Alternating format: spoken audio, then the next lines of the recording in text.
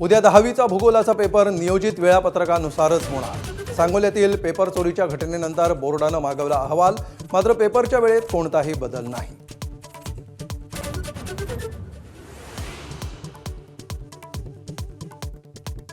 America विरुद्ध Iran युद्धामुळे जग महागाई आणि मंदीच्या उंबरठ्यावर। भारताचं $5 ट्रिलियन अर्थव्यवस्थेचं स्वप्न धोक्यात। देशात गॅस पाठोपाठ खाद्यतेलाचे दर वाढले।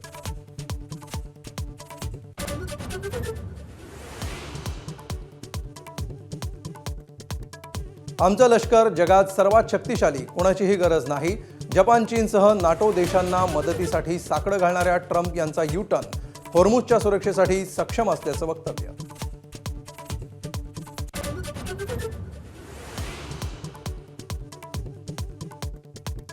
राज्यभरात गॅस सिलेंडरच्या काळ्या बाजाराविरोधात धडक कारवाई।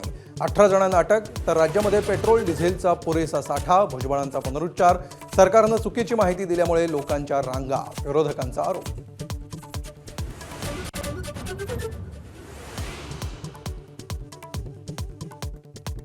आघातापाठोपाठ आशियातही युद्धाचे ढग। पाकिस्तानच्या हवाई हल्ल्यामध्ये अफगाणिस्तानातल्या 400 जणांचा मृत्यू, तर तैवानजवळ चीनच्या लष्करी हालचाली वाढल्या।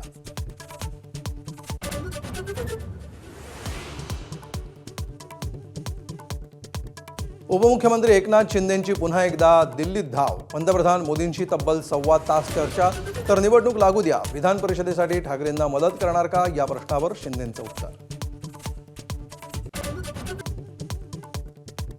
राज्यभरात 8,300 नव्या बसेससाठी लवकरच कंत्राटी भरती। ड्रायव्हर, कंडक्टर आणि कर्मचाऱ्यांसाठी मोठी संधी। परिवहन मंत्र्यांची घोषणा।